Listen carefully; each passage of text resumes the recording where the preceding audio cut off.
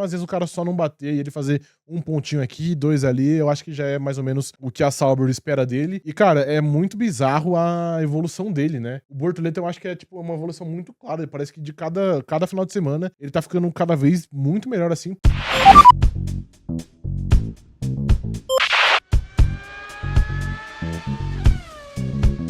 Gabriel Bortoleto pontuou mais uma vez na Fórmula 1. E você, senhor Rafael, poderia me dizer o que aconteceu no final de semana dele? Claro. Na Sprint Race aí, no quali, ele chegou até a última parte, né? O SQ3, e classificou entre os 10 e terminou uma posição da zona de pontuação, ou seja, ele ficou em nono. No qualifying, ele mais uma vez derrotou o Hülkenberg e chegou ao Q3 mais uma vez. E na prova, ele se manteve no top 10 e conseguiu pontuar mais uma vez na Fórmula 1. Faltou um V ali no vez. Ok.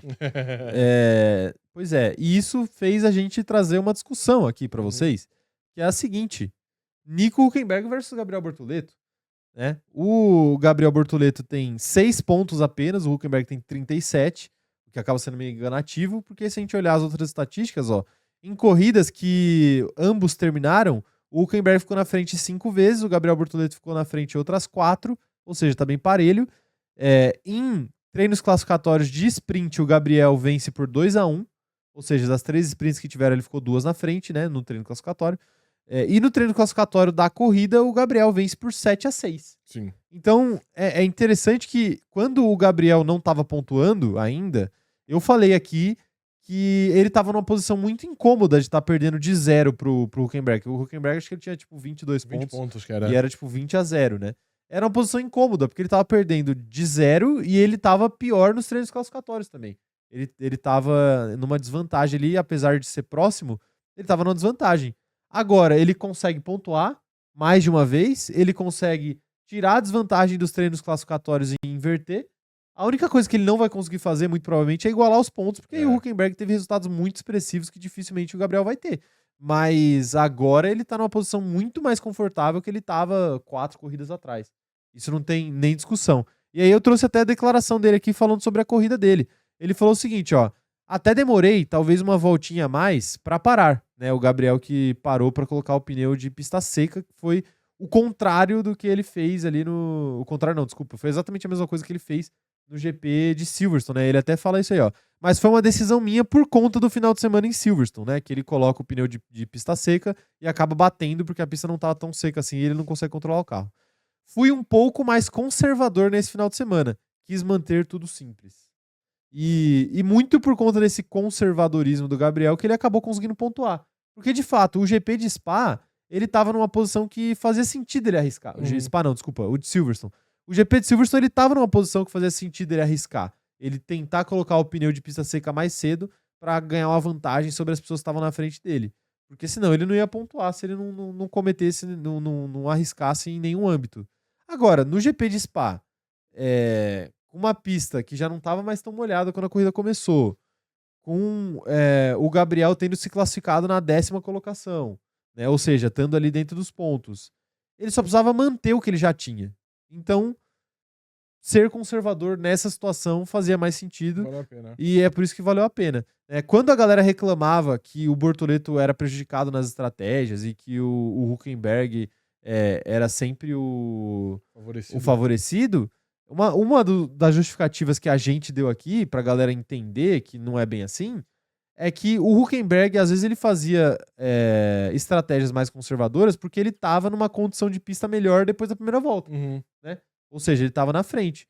E agora que o Bortoleto conseguiu se classificar ali nas 10 primeiras colocações e se manter ali na primeira volta, fez todo sentido ele fazer uma estratégia mais conservadora e aí fica muito mais fácil acertar a estratégia do que quando você tem que inventar com muita criatividade algo que faça você entrar nos pontos. Sim. Então, essa foi a receita do sucesso do Gabriel.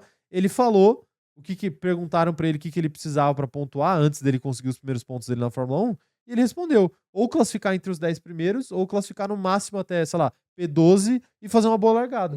E é isso que tá acontecendo. Ele classificou dentro dos 10 e ele conseguiu levar o carro pra casa. Ele é um baita piloto, tá amadurecendo bastante. Essa corrida dele foi muito mais madura do que algumas que ele fez esse ano.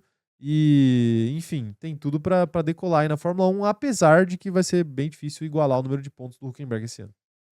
Ah, não, isso aí eu acho que de fato vai ser muito difícil. Eu acho que não dá nem pra cobrar isso dele, porque o resultado, só o GP da Espanha do Hulk e o GP de Silverstone, né, obviamente, já colocam ele numa posição muito boa, mas é isso, eu acho que de fato ele teve a abordagem correta.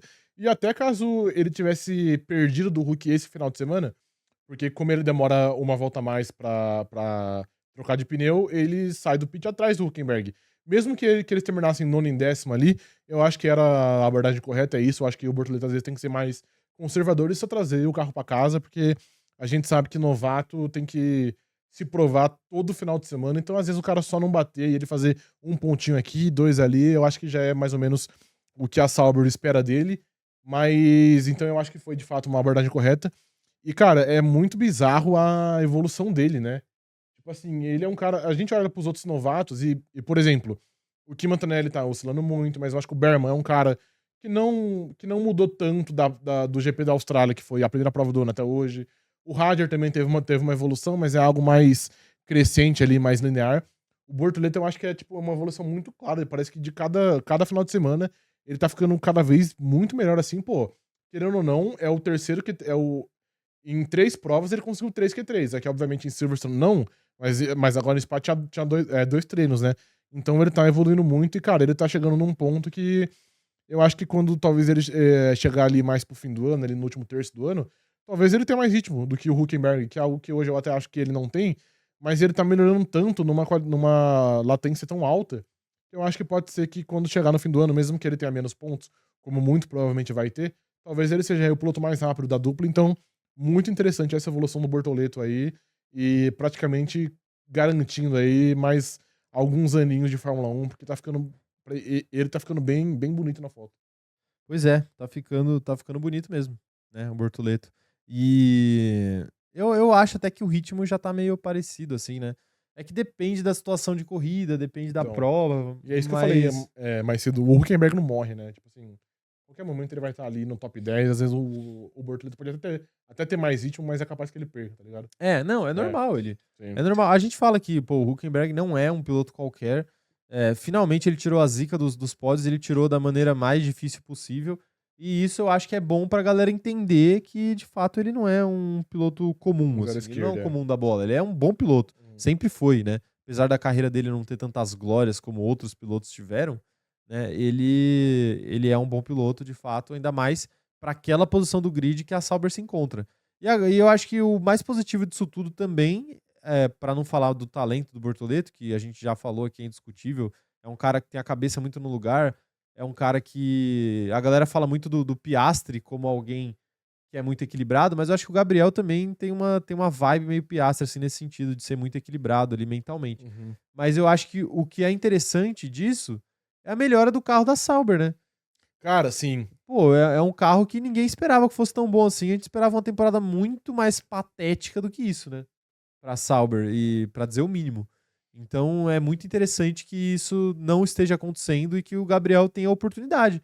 Porque senão ia ser uma temporada jogada fora só pra ele aprender os Aprender a botões do Fórmula 1, volante. exatamente. Né? E como dar entrevista. Era só isso que ele ia Sim. aprender essa temporada. Se, Não, o- eu se, o- se o carro da Sauber continuasse da maneira que foi ano passado. pontuou na penúltima É. prova do ano passado pela primeira vez, a Sauber. Pois é. É. Então é interessante aí o que aconteceu aí com a Sauber e que bom que isso aconteceu bem na nossa vez. Sim, eu vi até alguém falando que existe uma grande possibilidade de chegar no ano que vem e a gente falar: "Putz, que saudade da Sauber 2025". Existe. Aquele carro que era bom, tá Não, ligado? Essa existe. Audi é uma Total. merda. É. Existe Sim, total. sim. Principalmente quando a Audi adotar seus próximos motores, né? É, Que então. eu acho que não vai acontecer na próxima Não é prova. agora sim já, a Próxima Audi. prova não, no próximo ano. Não, a Audi é agora. A Quem Audi não é é? agora é a Cadillac. É, É. então. Aí, quando a Audi começar a quebrar, porque é o É, primeiro ano deles na Fórmula sim. 1, aí a gente vai olhar lá o Bortoleto em quinto e aí É, a Audi vai lá e quebra, né? sim.